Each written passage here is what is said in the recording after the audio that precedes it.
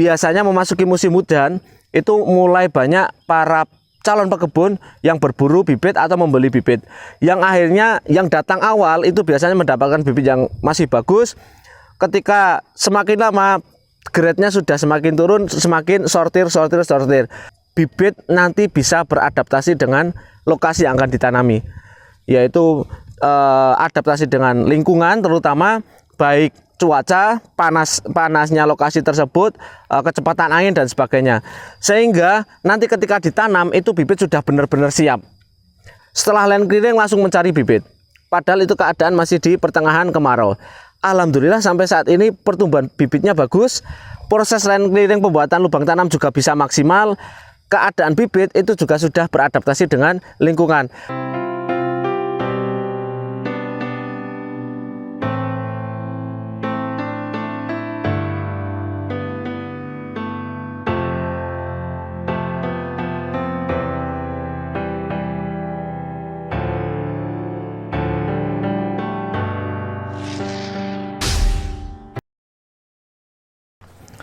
Jumpa lagi dengan kami di channel bibitbuahku.com.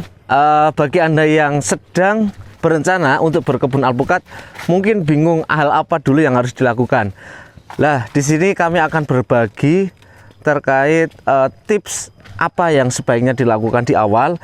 Dan kami selama ini mengamati beberapa customer atau calon pekebun alpukat yang alhamdulillah saat ini sudah jadi pekebun. Itu ketika kami rangkum ada dua tipe pekebun, yaitu yang pertama dia harus menyiapkan lahan atau lubang tanam atau lokasi penanaman itu sempurna terlebih dahulu, kemudian baru mendatangkan bibit dan kemudian baru melakukan penanaman. Ada tipe yang kedua, yaitu fokus di pemilihan bibit dulu, baru mempersiapkan lahan dan baru penanaman. Manakah yang lebih bagus dan apakah bisa Anda lakukan salah satu dari itu? Yuk kita bahas di video kali ini. Saksikan video kami sampai selesai.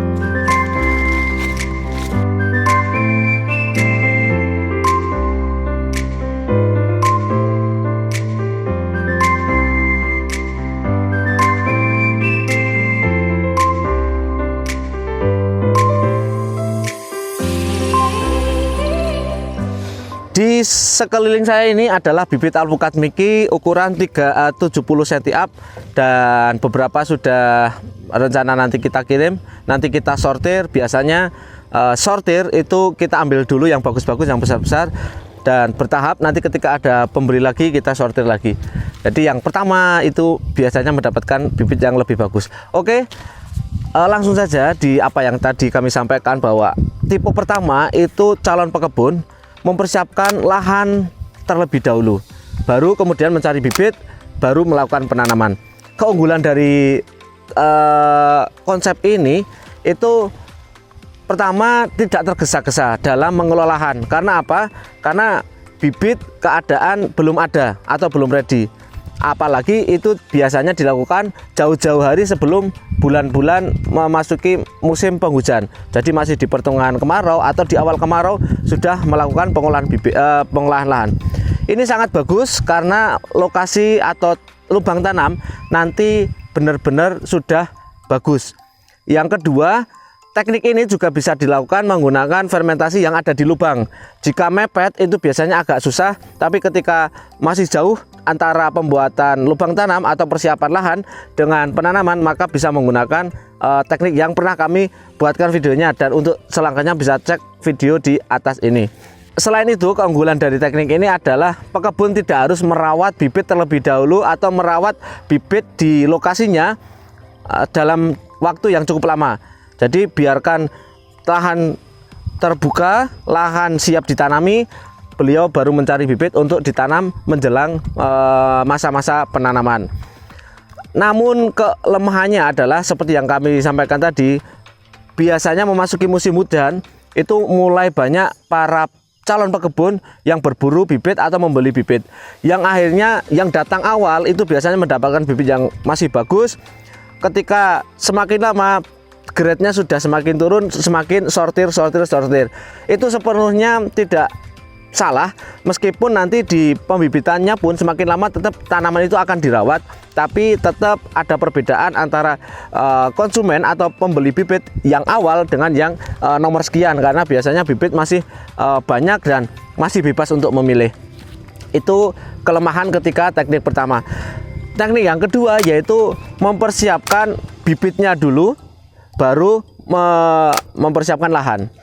Enaknya keunggulan ini adalah bibit nanti bisa beradaptasi dengan lokasi yang akan ditanami, yaitu adaptasi dengan lingkungan, terutama baik cuaca, panasnya lokasi tersebut, kecepatan angin dan sebagainya, sehingga nanti ketika ditanam itu bibit sudah benar-benar siap.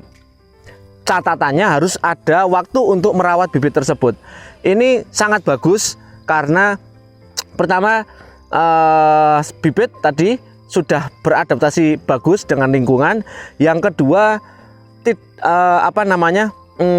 Anda bisa mendapatkan bibit dalam keadaan yang lebih bagus. Namun kelemahannya adalah ketika itu dilakukan saat awal-awal atau mendekati musim penghujan, maka proses pembuatan lahannya itu agak tergesa-gesa. Jadi tidak bisa sempurna atau tidak bisa maksimal.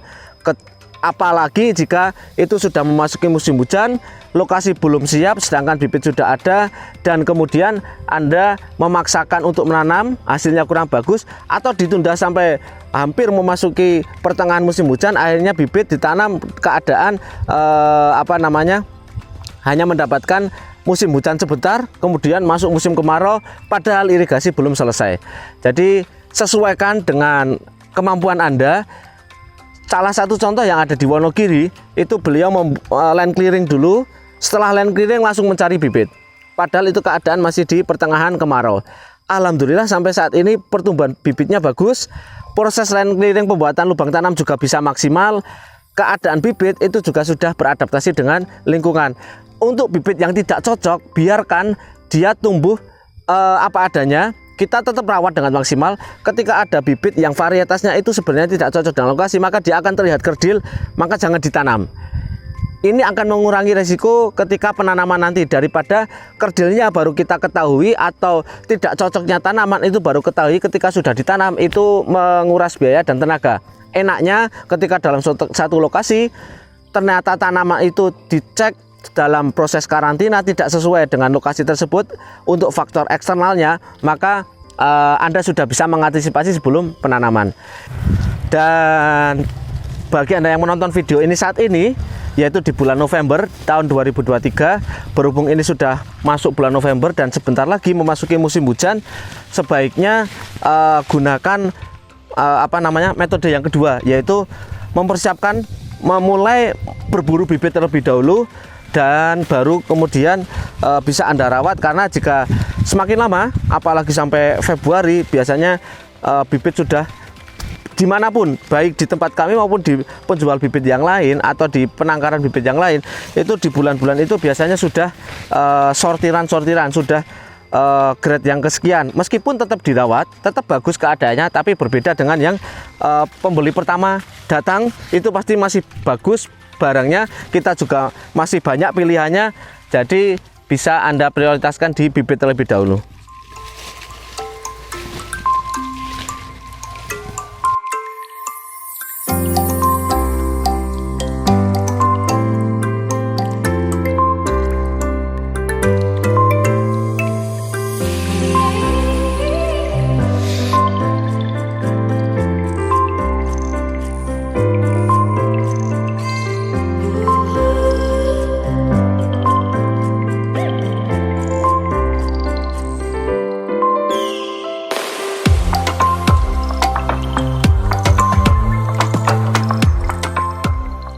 Itu saja. Jadi bagi Anda yang ingin mulai berkebun alpukat, jangan bingung, sesuaikan dengan kemampuan Anda dan sesuaikan dengan waktu mulai pengerjaannya. Jika masih panjang, boleh Anda melakukan pengolahan lahan terlebih dahulu, kemudian mendekati 2 bulan mendekati musim hujan baru memilih bibit. Atau jika waktunya sudah mepet, saya kira sesegera mungkin untuk mendapatkan bibit terlebih dahulu yang terbaik, baru nanti pembuatan penanaman untuk lokasi tanam dan sebagainya. Itu saja. Jika menurut Anda video kami bermanfaat silahkan klik like. Jika menurut Anda video kami kurang bermanfaat silahkan dislike. Jangan lupa subscribe dan tulis komentar Anda di bawah ini. Sekian, ini bibit buahku. Mana bibit buahmu?